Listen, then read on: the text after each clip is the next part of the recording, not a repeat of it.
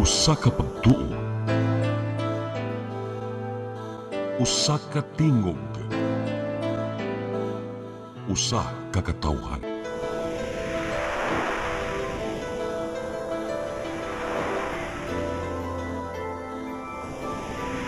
Cebu Catholic Television Network.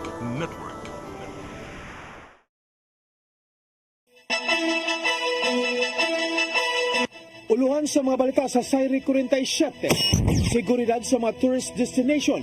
Karon na ginangat na ang Pasko pahugtan sa PRO7. Mandatory single pole ordinance sa syudad sa Mandaue. Gisugda na pagbatuman. Pagkunhod sa mga produktong petrolyo. Hayan ni patuman karong simanahan. Lalaki nga nakautang og 400 sayang silingan. Gipusil patay sa barangay Kinasang-an ning Dakbayan sa Subo. Sugbo, Kabisayan ug Mindanao, Pilipinas ug katawhan kutos maabot atong Sibya sa tibuok kalibutan mayong hapon. Live kita karon sa CCTN Channel 47 ug kini ang tulumanon sa nag-unang kasayuran nga angay natong masayran. Sa nga ni Attorney Danica Caballes, ako si Dennis Tabar ug kini ang Sayri 47.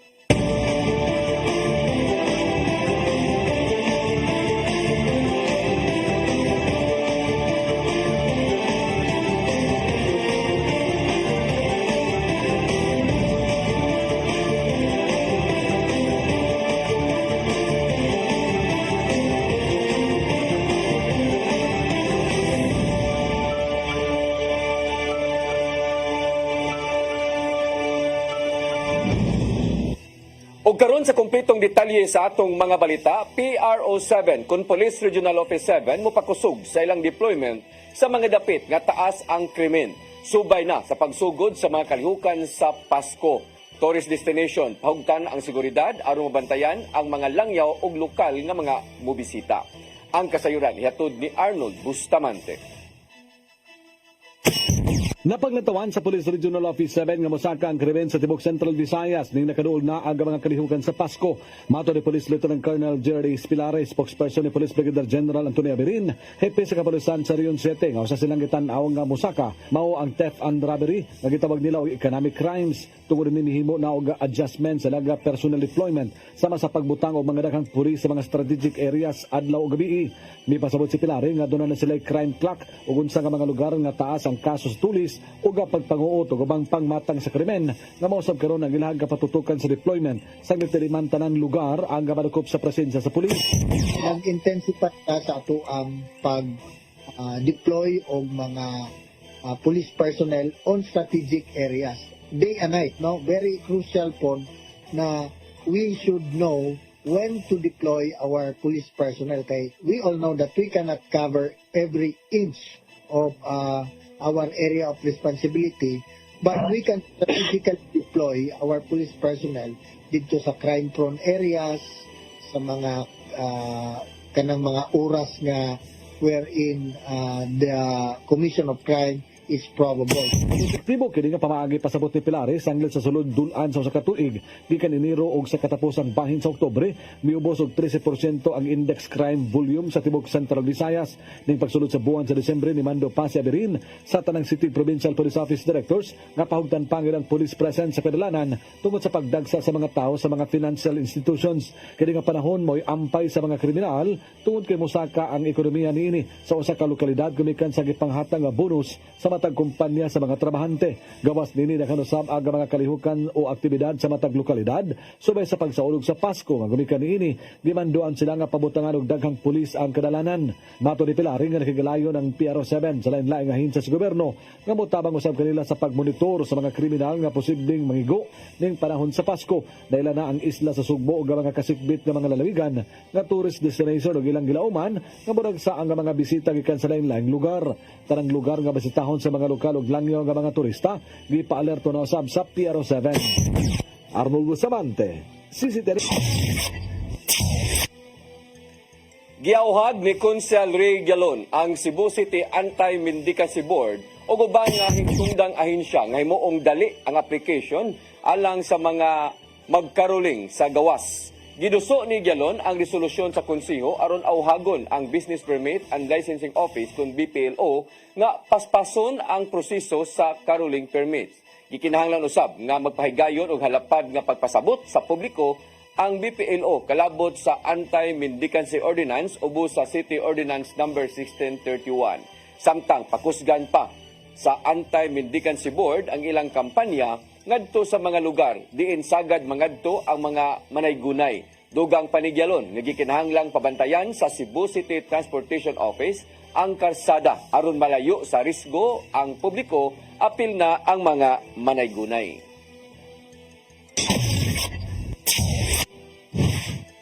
Mandawi Budget Officer may pasabot sa 16 milyones pesos nga gahin sa Mandawi alang sa Christmas activities sa sunod nga tuig. Sa bag-uhay lang, si Vice Mayor Nerissa Son Ruiz may paklaro sa budget alang sa giingong transparency. Alang sa kasayuran, ihatod ni Mary Rose Sagarino. Giklaro ni Attorney Giovanni Teniero ang City Budget Officer sa Mandawi nga wala gipadakan ang budget sa Christmas activities sunod tuig. Mato ni Teniero nga giusa na lang ang budget sa Pasko sa Mandawi og year-end activities aron ma-adjust ang alokasyon sa mga aktibidad. 7 milyones ang gigahin alang sa Pasko sa Mandawi samtang 9 milyones sa year-end activities. So duha na siya Pasko sa Mandawi year-end pero more or less mao na siya ang breakdown niya. For 2025 para mas naatay liwi as to adjusting asa ipagamay asang ipadako giusa to siya ihimo ng 16. So basically ang budget karon parehara next year. Sa pag-uhay lang si Vice Mayor Nerissa Son Ruiz ni paklaro sa maong budget alang sa giingong transparency sa transaksyon sa gobyerno. Si Christian Mark Cabahog ang Executive Director sa Mandawi Investment Promotions Tourism Action Center Conmiptak niingong gawa sa paghatag og ham og pagpahigayon sa Christmas party sa empleyado. Ang 16 milyones pesos lakip sa ubang aktibidad sama sa Dep ed Night og Mandawi Food Park. Matud pa niini nga dili lang usab mga empleyado sa City Hall ang hatagan sa ham. Lakip na ang City Paid nga empleyado nga anaa sa barangay og National Government agencies nga naa sa Mandawi nga moabot og 15,000 ka mga individual. Regular GO contract of service as long as their city paid, makadawat sila og ham. Hinakak usab ang aligasyon nga posibleng magamit sa eleksyon sunod tuig ang pagpanghatag sa ham sa mga i-hire nga job order employees. It's specifically stated Pasko sa Mandawi, so how can it be used during summer kung Pasko sa Mandawi nga budget? Amo lang, no? Election is in summer, I believe, May, and budget 16M is Pasko sa Mandawi. Ang 16 milyones pesos nga alokasyon lakip sa napasar nga 4.5 billion budget sa Mandawi para sa sunod tuig. Mary Rose Sagarino, CCTN News. Mas gipalambo pa sa Visayas Command ang ilang humanitarian assistance o disaster response operations. Kinisubay na sa pagkusukuso sa bagyong Pipito sa Eastern Visayas nga nakamugna og dakong kadaot sa agrikultura, infrastruktura ug sa mga kabtangan sa mga mulupyo. Subay niini, 8 ka mga operations ang giumol sa Viscom aron dunay 66 ka mga opisyal ug enlisted personnel nga motabang sa preemptive evacuation sa Eastern Samar. Aduna usab sila gideploy nga mga personnel nga mohatod sa mga panginhanglanon sama na lang sa mga relief goods alang sa mga pamilya nga naa sa evacuation area o kadtong anaa pa sa ilang mga panimay. Matod ni Lieutenant General Fernando Reyes, ang commander sa Viscom, nga ang ilang tumong mo ang pagsiguro nga naa sa luwas ang mga mulupyo sa maong mga lugar nga naigo sa bagyo.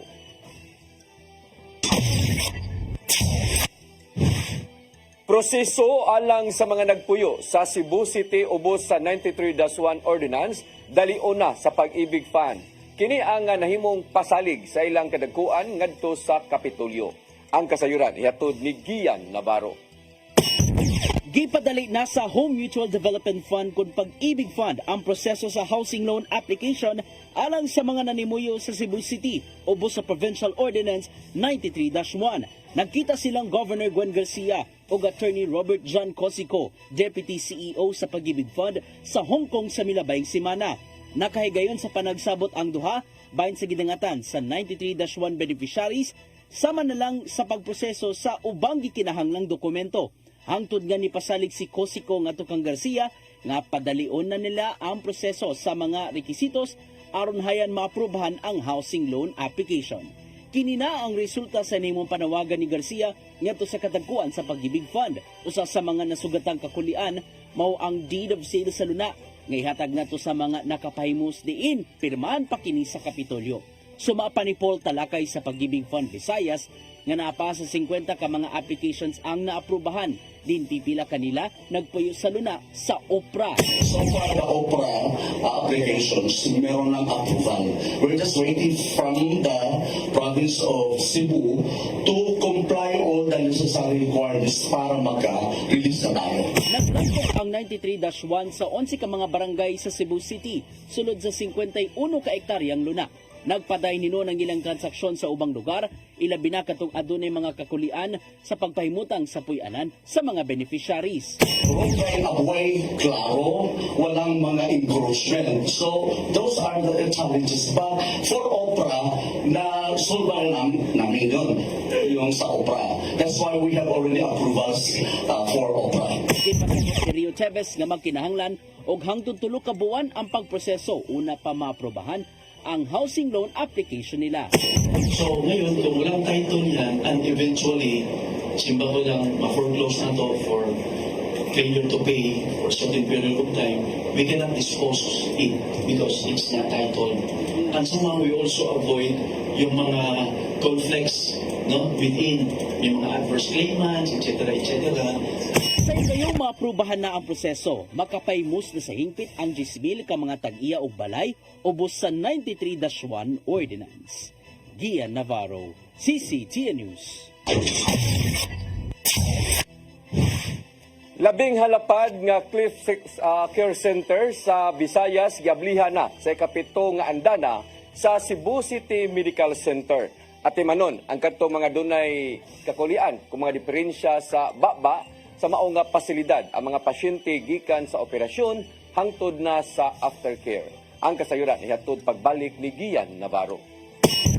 Niadtong Disyembre 2022, gisugdan ang pagpatukod sa Comprehensive Cleft Care Center of Excellence sa Operation Smile sulod sa Cebu City Medical Center.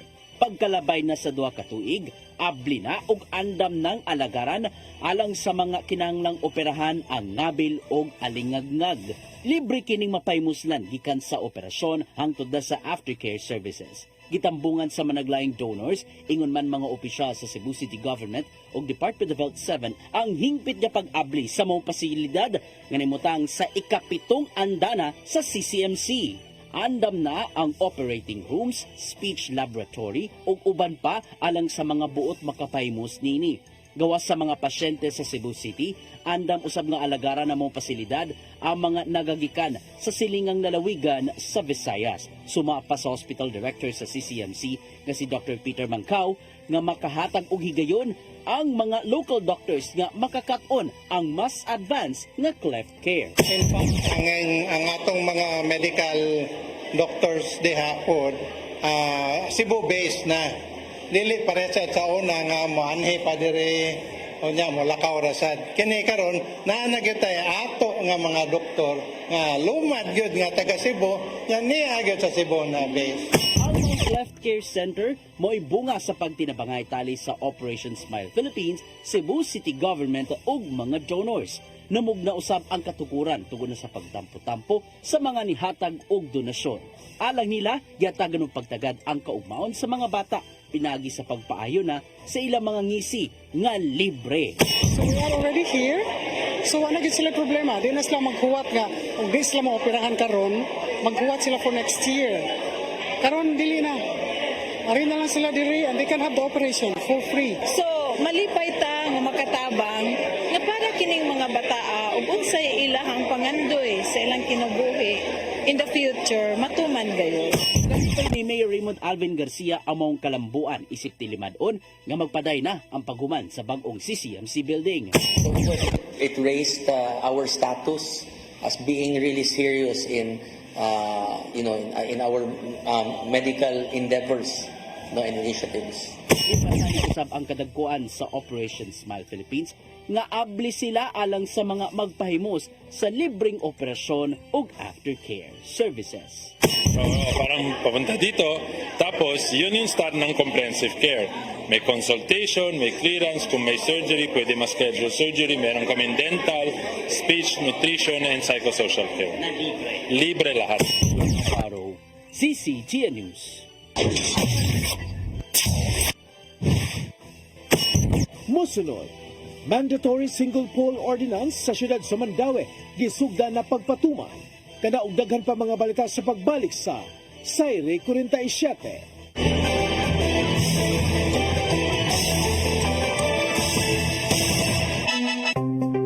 Discover the beauty of the Philippines.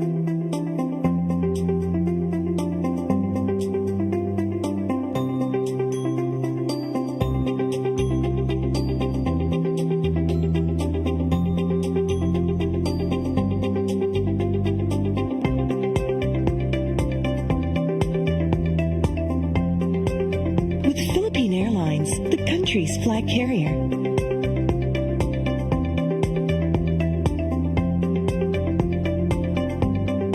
The airline that lets you feel the warmth of the nation.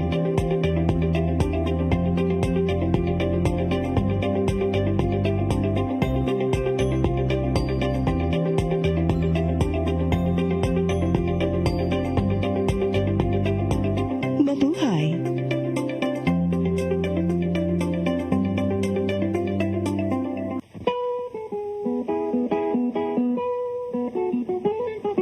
Caridad Sanchez, usa sa pinakamaayong character actress sa Philippine cinema. Sa iyang kabatanon, iyang danggong mahimong abogado, apan may patibabaw ang iyang gugma sa pag-arte. Estudyante pa lang, dihang nagasuod sa Visayan Movies sa iyang unang pelikulang Diuluhan o Di Makaling. Gisundan kini sa pipila pang Visayan Movies hangtod nga nahatagan og break sa LVM Studios sa Manila. Sa ubay-ubay pelikulang iyang nahimo, siya gipasidunggan og Lifetime Achievement Award sa Star Awards niadtong 1999. Nahimong Best Supporting Actress sa FANAS o Film Academy of the Philippines sa mga pelikulang Bagong Buwan ug Maalala Mo Kaya the Movie. Hangtod karon, si Caridad Sanchez aktibo sa show business. Da ang tingog sa mga Sugbuanon nga kanunay nagpaluyo kaniya. Caridad Sanchez, Karbo sa Sugbo, Sugbuano ni.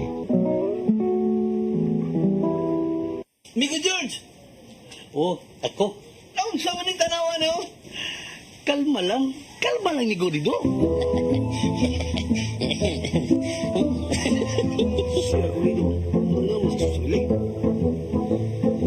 Sa'yo mo na. Oh, kanong sa ka mo mubutan? Murag mao siguro na inyong hiwat, ha? Oh, pagtagsa mo ni. Your path to a new start. Nutrition, Exercise and elimination. water, Sunlight. temperance, Air. rest and recreation. And most of all, Trust in God. Learn from our doctors. Be blessed by the testimonies of our overcomers. Ang inyong programa, Alam sa may sakit, walay sakit, ug dili ganahan magkasakit. Ozone Med Wellness Clinic New Start. Mapapanood every Saturday 8 to 9 a.m. Og ang replay airing matag Miyerkules 1:00 hangtod 2:00 sa hapon. Dinhilang sa CCTN Channel 47. New Start, Ozone Med Health and Wellness Talk.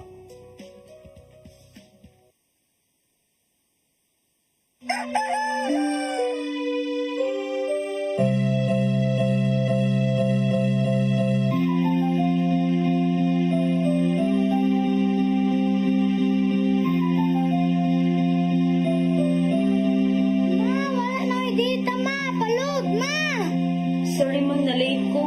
Nangita ko mong gusto para internet sa kong anak ma'am. Ay, wala na problema. Mag-sinisibo. Sinisibo. Sinisibo. For your internet connection.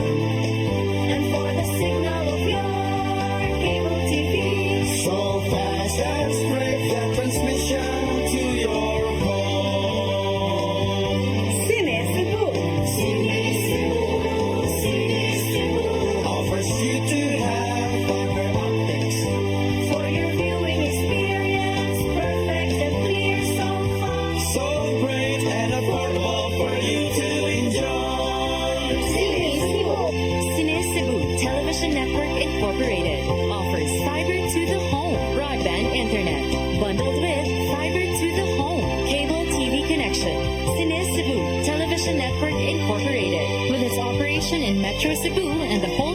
province of Cebu soon. And affordable for you to enjoy.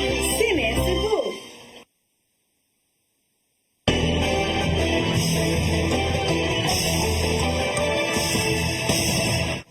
Balik sa ato mga balita, mandatory single pole ordinance sa syudad sa Mandawi gisugda na sa pagpatuman. Mga nagkagubot nga wire sa Uwano Avenue gihawana na. Ang kasayuran ihatod ni Mary Rose Sagarino. Gisugda na sa Visayan Electric Company ang paghawan sa mga wire sa Uwano Avenue North Reclamation Area sa Mandawi City kaganinang buntag. Kini mao'y pagsugod sa pagpatuman sa single pole ordinance sa Mandawi City na nagtumong sa paghawan sa nagbitay og nakagubot ng mga kable. Ubos sa ordinansa ang tanang utility companies kinahanglang mogamit og usa lang ka poste gikan sa kasamtangang nagtapok ng mga poste. Magpabilin ang poste sa dominanteng utility company wa dunay pinakadaghan nga customer sa Mandawi nga mao ang VECO. Ang gitas-on sa mga wire patasan usab gikan sa 16 feet ngadto na sa 20 feet. Ang single pole ipatuman una sa mga dagkong kadalanan sa Mandawi. Uban sa VECO sa pagtuman sa single pole ang mga telecommunication companies. Actually nag-public hearing kita kay aron way reklamo ang mga utilities nga gikalitan lang sila og himo og ordinansa nga wa sila makaibaw. So ga-expect ta nga in a few months malimpyo na gid ni. Actually kining ordinance first ni sa entire province of Cebu. Ang Mandawi pa may nakauna aning single pole ordinance kay makita ninyo nga ugaw kayo dahil mga spaghetti wires.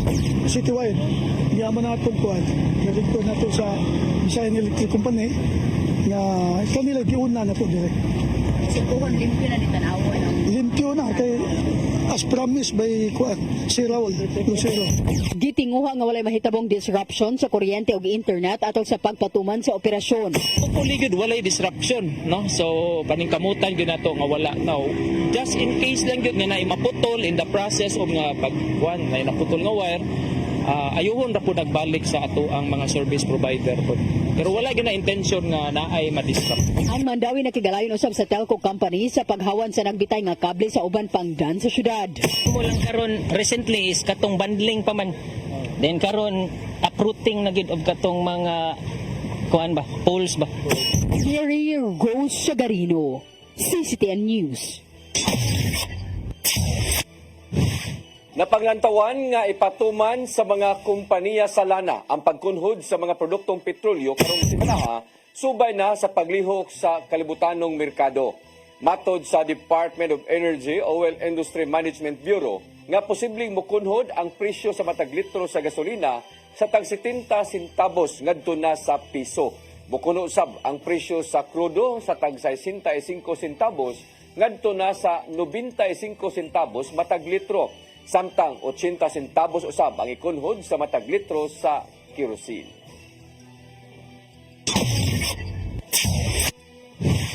Mga barangay tanod sa 30 ka mga barangay sa Lapu-Lapu nipakita sa ilang katakos sa pagresponde sa krimen.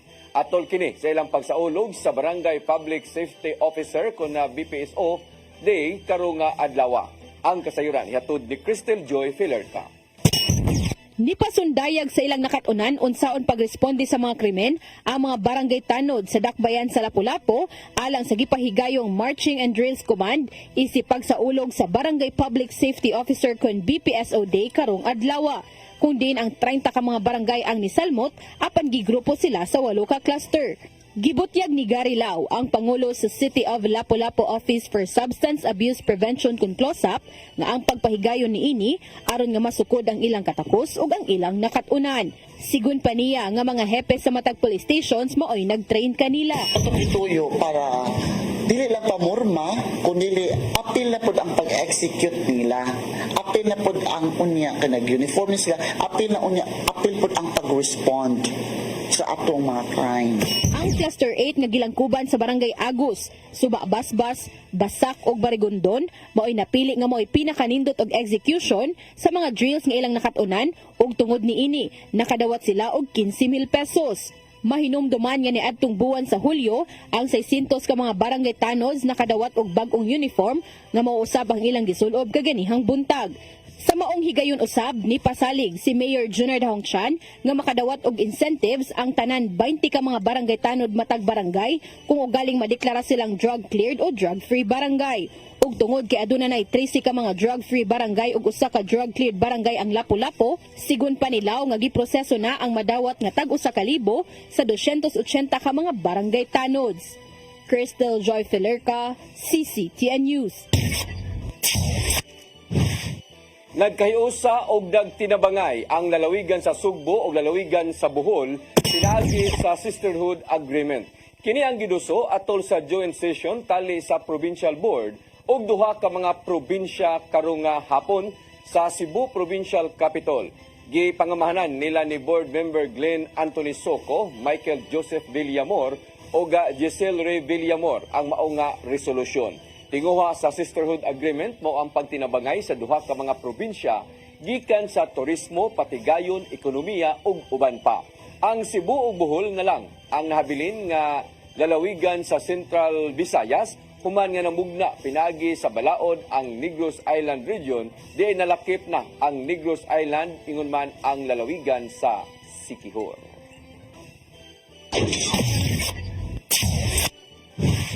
Gibisita kagahapon sa Kashima City sa nasod sa Japan ang dakbayan sa Danao. Katuyuan sa pagbisita ang formal nga pagpirma sa duha ka mga syudad sa Sisterhood Agreement. Sawa pa ang signing, unang gibisita sa duha ang Ramon Durano Senior Foundation Science and Technology Education Center diha sa Barangay Ginsay sa mao nga syudad. Dito gipakigtabuan ang mga tinun-an ug nisubay sila sa educational activities ug nagbinayluay og mga kahibaw uban sa mga administrador sa tunghaan. Gilauman nga magkolaborasyon ang duha ka mga syudad ug mas mapalambo pa sa natad sa cultural, educational, economic, ingon man environmental initiatives.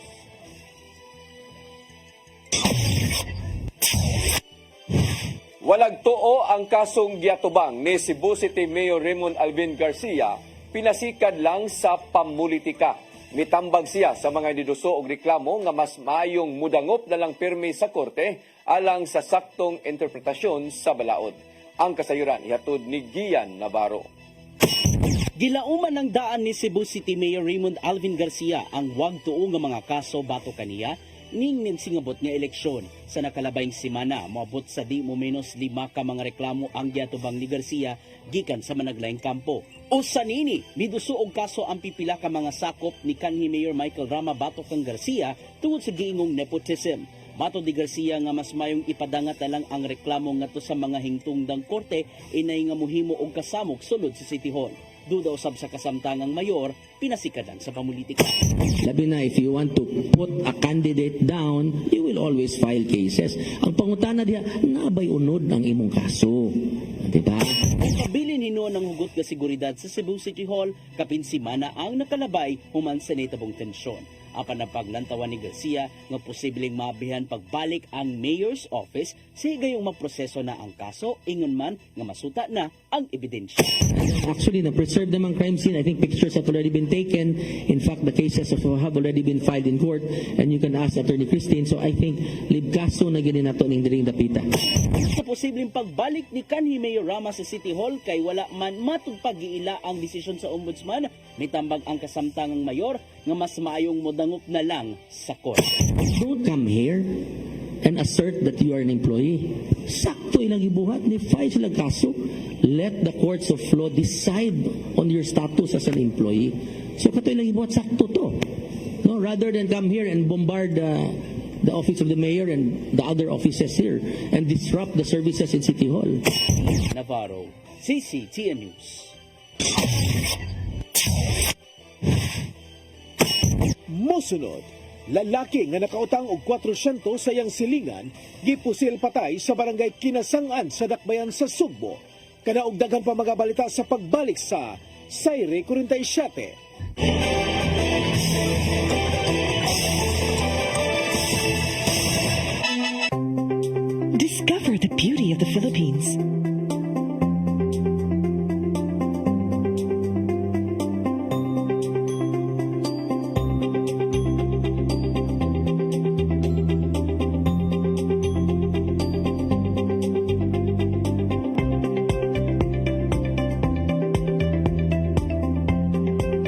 With Philippine Airlines, the country's flag carrier.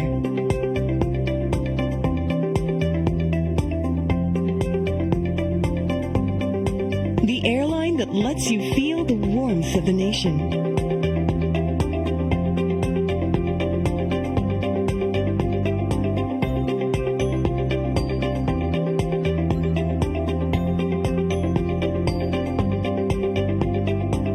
Mabuhay.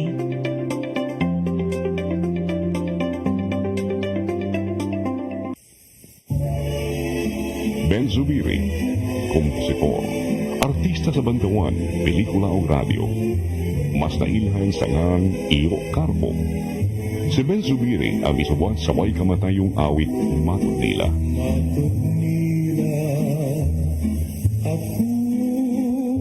Alang sa uban, ang Matud Nila usa ka cultural anthem sa mga Cebuano. Kawa sa Matud Nila, si Ben Zubiri usab ang isubuan sa mga immortal nga awit sama sa ikaduhang bathala. Alma Bonita, ang palat ng buo, gugmang gibati ko, pasayawa ko dahi. Si Ben Zubiri namatay ni atong 1969. Apan ang iyangan, buhi kanunay sa kasing-kasing sa mga taong padayong nag-awit sa iyang mga komposisyon. Ben Zubiri, garbo sa Subo. Subo ano ni?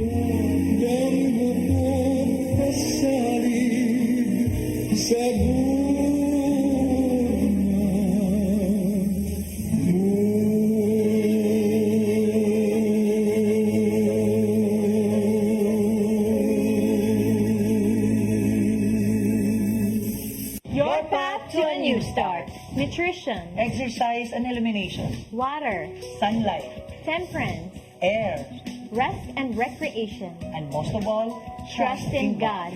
Learn from our doctors.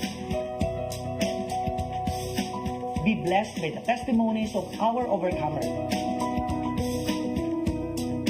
Ang inyong programa, Alam sa may sakit, walay sakit, ug dili ganahan magkasakit. OzoneMed Wellness Clinic New Start. Mapapanood every Saturday 8 to 9 a.m. Og ang replay airing matag Miyerkules 1:00 hangtod 2:00 sa hapon. Dinhilang sa CCTN Channel 47. New Start, OzoneMed Health and Wellness Talk.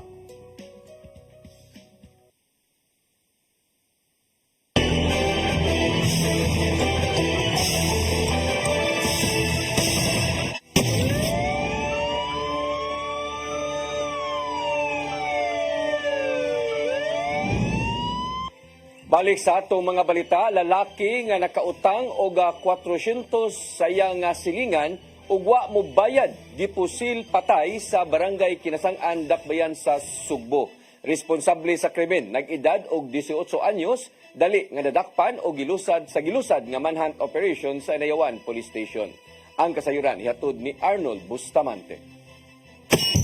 Tungod lang sa utang, 46 anyos nga lalaki ang gipusil patay rason si 30 gadi sa Sitio Paradise 2, Barangay Kinasang-an sa Dakbayan sa Sugbo. Ang biktima gilangan si Renante Alforque Paradero, 45 anyos, nga residente sa mga lugar nga giulo sa pagpusil sa lang silingan nga si Clint Michael Cortez Estrada, 18 anyos. Ang igsoon sa biktima nga si Julius Boy Mitahong ngadto sa Inayawan Police Station nga gipusil ang iyang magwang nga tungod ani. Dali nga may respondi ang mga pulis sa investigasyon sa Inayawan Police Station nga nasuko ang suspitsado nga wala bayri sa biktima ang utang niini nga 400 pesos. Gingon nakadaog ang biktima sa scatter nga nahibaw-an sa suspitsado nga tungod ani iya kini nga gipaningil apan gibalibaran una kini kay moadto siya sa probinsya. Sa iyang pag-uli wala gihapon kini makabayad kay matud pa nahurot ang iyang kwarta sa iyang pag-uli ngadto sa probinsya. Kami hinungdan nga gibaharan kini sa suspitsado nga patyon tuod man pagka alas 11 sa gabi giadto sa suspek ang balay sa biktima ug nagpusil sa agtang nga miresulta sa hinanali niini nga kamatayon. Milo sa manhunt operation ng Inayawan Police Station ug pagkakadlawon nadagpan ra sa dayon ang suspitsado. Arnold Bustamante, CCTN News. Nagbalampuson ang 11 Garbo sa Lapu-Lapu Festival nga gipahigayon kagahapong adlaw.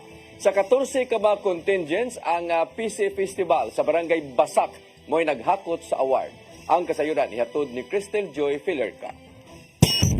Nahimong mabulukon kagahapong adlaw ang Hoops Dome sa Barangay Gunob tungod sa pagpahigayon sa unang Garbo sa Lapu-Lapu Festival nga lakip sa mga kalihukan sa nagsingabot nga kapistahan sa Dakbayan.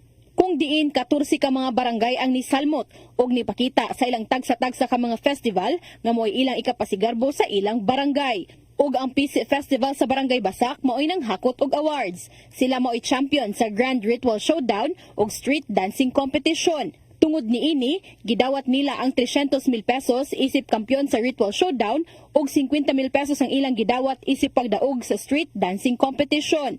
Naangkon usab nila ang Best in Choreography, Best in Costume, Best Jingle Composition ug nagikan usab sa maong barangay ang Festival Queen nga si Queen Samantha Manglungsod. Samtang nahimong first runner-up sa Ritual Showdown ang Gitara Festival sa Barangay Maribago. Second runner-up ang Kulit Festival sa Barangay Mactan. Third runner-up ang Baybay Festival sa Barangay Marigondon. ug fourth runner-up ang Barrio Festival sa Barangay Luok.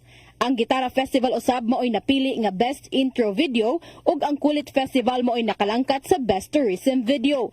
Matod ni Gary Lau, ang officer in charge sa City Tourism Office, nga walay tagadakbayan sa Lapu-Lapu sa 12 ka mga judges. Kini aron malikayan nga maimpluwensyahan ang ilang desisyon. Aron sa pagkuan sa mga pagduda, pag-ingon nga na ay gidapigan. But given man yun na hinoon in every festivals, himong na nato ang festivals is to unite. Festival is for us to come closer together to enrich our culture and heritage. Gidugang panilaw nga wala usab sila'y nasinating kakulian atol sa street dancing competition. Apan pagkagabi, atol sa Ritual Showdown, adunay pipila ka mga dancers ang nakuyapan human sa ilang performance. Apan dali ra hinuon kining natabang ug sigon panilaw nga posibleng tungod lang kini sa kakapoy.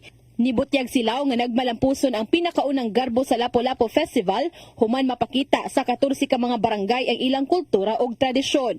Malaumon siya nga sa sunod nga tuig, makasalmot na ang 30 ka mga barangay.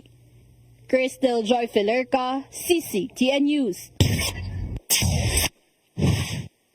Gikoronahan si Miss Denmark Victoria Tilvig nga mananaog sa ika-73 nga Miss Universe 2024 nga gipahigayon sa Mexico kagahapon oras sa Pilipinas. Si Tilvig ang labing una nga Miss Universe nga gikan sa nasod sa Denmark. Samtang si Miss Nigeria nga si Chidima Adichena maoy napili nga first runner-up. Second runner-up usab si Miss Mexico nga si Maria Fernanda Beltran. Third runner-up si Miss Thailand si Suchata Chuangre. O ang ikaupat nga nabutang sa dapit mao ang Miss Venezuela nga si Iliana Marquez. Wa makasod sa top 12 ang Pilipinas nga si Chelsea Manalo.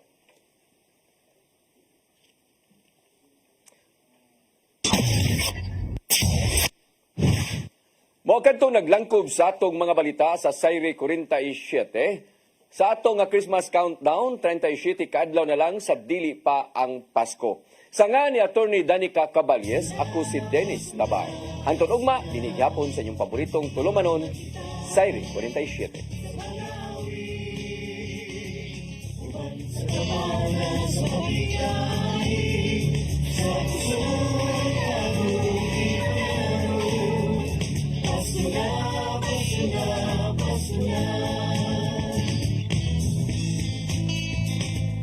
Gugma ang angay na kung kaambi sa iksutang hubog, gutom sa pagmahal, kay kaniya mo lang mapatayag, isa'y kahulugan sa Pasko, ito sa pasungang nagpapatao ang atong Ginoo.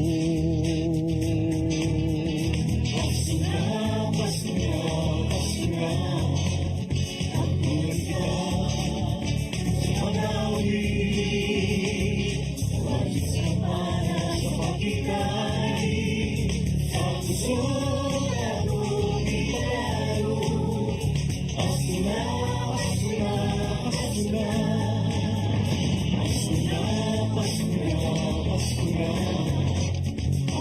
Kita